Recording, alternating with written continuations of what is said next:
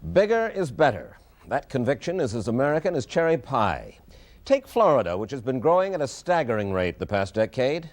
You might expect the energy crisis would take the bloom off the boom, but some experts tell us it may fuel it even more because more folks will move down there to keep warm.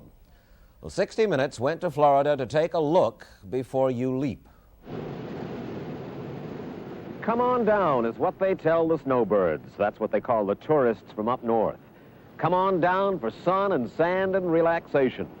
But now you come on down and find steel, cement, traffic jams, pollution, and explosive growth.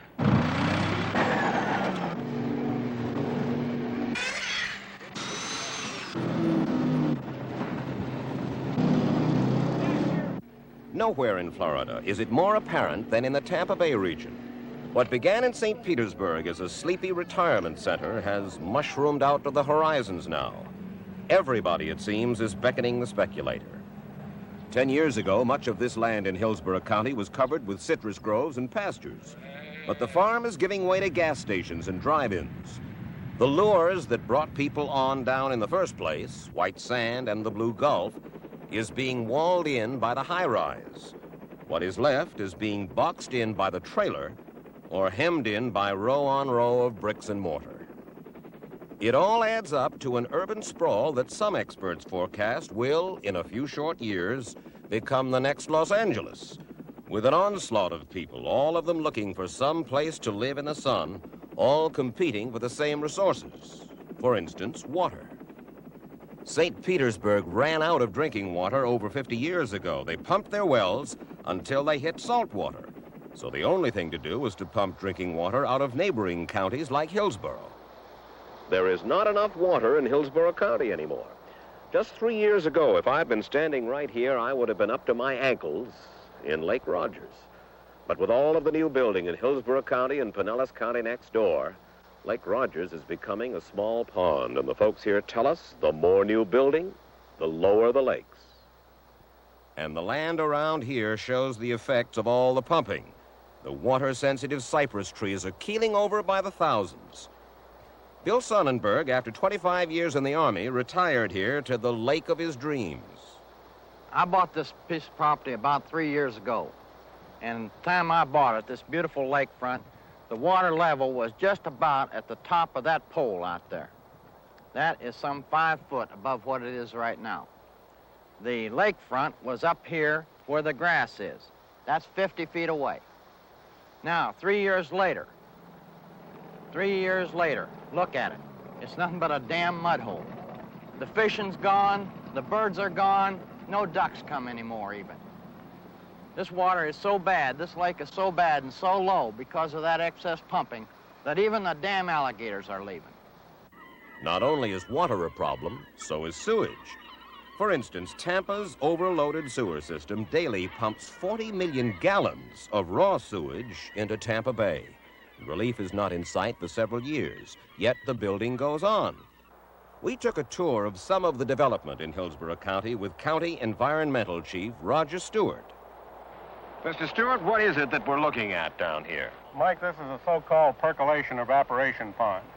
What is a percolation evaporation pond? It's a receiving body for the receiving of sewage. Now, the sewage is going to come from those new apartment buildings over there? Yes, this little system exclusively serves the apartments you see back there. It gets treated and then winds up evaporating in here. That's right. And out the picture windows of those brand new apartment buildings, the folks inside are going to have this for their view? This is a vista out the picture window, sewage pond. I don't believe you. Well, this is a rather typical case, I think, Mike. What are we looking at now, Mr. Stewart? Well, this is a residential canal, Mike, but the water quality is such that I guess you could call it an open sewer. Well, now, wait a minute. You mean to say that houses as expensive as these around us here have virtually an open sewer right here in front of them? In a very literal sense, they do. Actually, this community is served by a sewage treatment plant that serves only this community, or largely this community. And when these people flush their toilet, it goes through the plant and is discharged into their very backyards, literally. You pay a lot of money for your home out here, but you can't use this water, right? Right. Environmentally or from a pollution standpoint, it's totally polluted.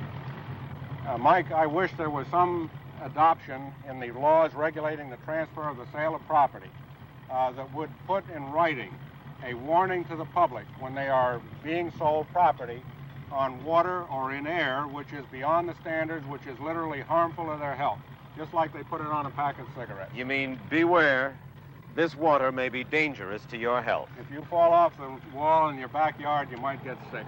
When they put bathrooms, for instance, in these buildings, did they know where their sewage was going to go? I frankly don't think anyone gave a damn at that point, Mike. Why don't they give a damn? Because money is involved, lots of it. That's what fuels a boom. Money, loans, credit. And in Hillsborough County, one of the biggest money men is the president of the First Federal Savings and Loan, Fred Church. How many people are coming to this area each month now? New people? To Tampa, Yeah. to Hillsborough County, about 1,700 a month. And you're already in trouble. Right. And you're still saying, come on down. The Chamber of Commerce is saying it. No. The Chamber of Commerce is trying to get industry for Tampa, but we haven't made any big pitch for people to move to Tampa. Well, the industry is going to work without people? Well, hopefully we'll have everybody in Tampa working at better jobs than they were working at. Well, I'm not sure that I understand. In other words, we want to upgrade the jobs in Tampa. If new industry comes in, Okay. the old industries are still going to have to have employees. You're going to have new people, at least some new people, All right. to go with the new industries. And that's going to make more pollution, more traffic, more schools, more sewers, more. Right. And at the same time, the First Federal Savings and Loan is sponsoring more growth and saying, come on down. We don't have to say much about come on down. People are coming down. If we shut up tomorrow, when you fellas get a cold winter up there, and there are an awful lot of people retiring up in the north, they're going to come on down anyway. It beats your weather. It's nice here. It's pretty. The water, you can look at the Gulf, it's blue. Unless you're standing on top of the sewer plant, it doesn't smell that bad. And so what if you get way down the bay, you really don't see the air pollution. Every once in a while when it hits an overload and everybody starts coughing, you have to go to your doctor. That's happened twice in this year. But really it's... And kids double up going to school other places too with more than one Well, we've session. had that for years, and that's been going on in Florida ever since I've been down here. We haven't been able to build schools fast enough. And the traffic in the morning going to work or coming back at home, it doesn't take you more than three-quarters an hour to go 10 miles. Well, people that move down here from up north think that it's really a snap to drive 15 or 20 miles. That's when the gasoline was there. But what is it? Is it greed? Is it lack of plan? Is it stupidity? What is it? How do you plan when the state of Florida, the Census Bureau projections, were 153% low? Yeah, ignorance, maybe. We don't understand the magnitude of it. I think it's going to get worse. The guys who came back after World War II and went to work in those automobile factories and in those steel mills are going to hit 30 years retirement in 1975, 76. Right. And they're going to want to come to Florida. Mm-hmm.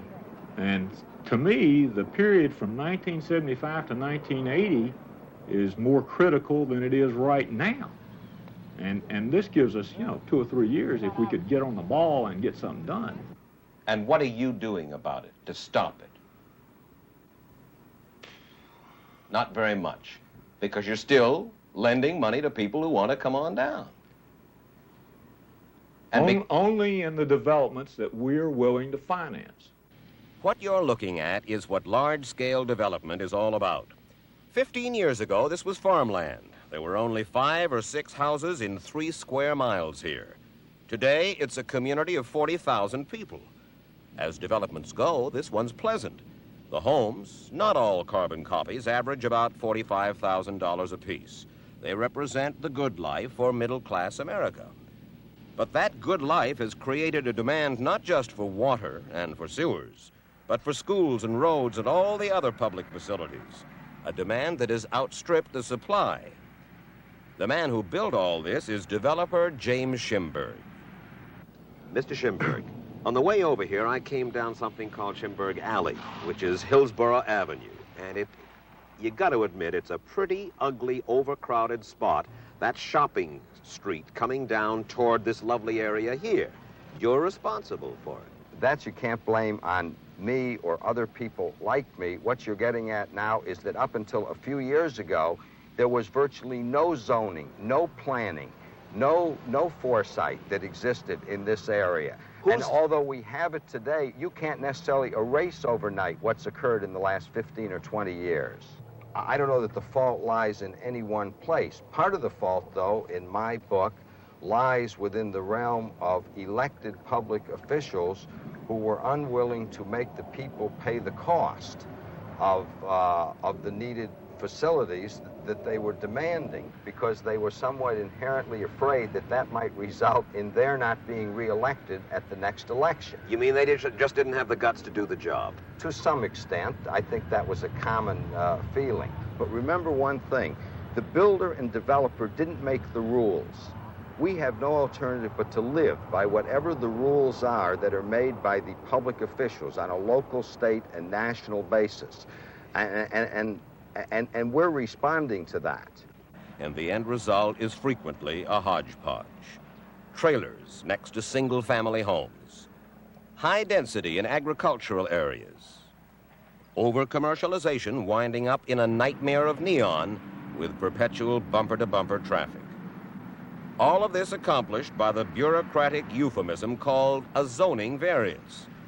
Many people here say the only way to stop this random growth, this chaos, is for the county to get some sort of master plan with teeth in it.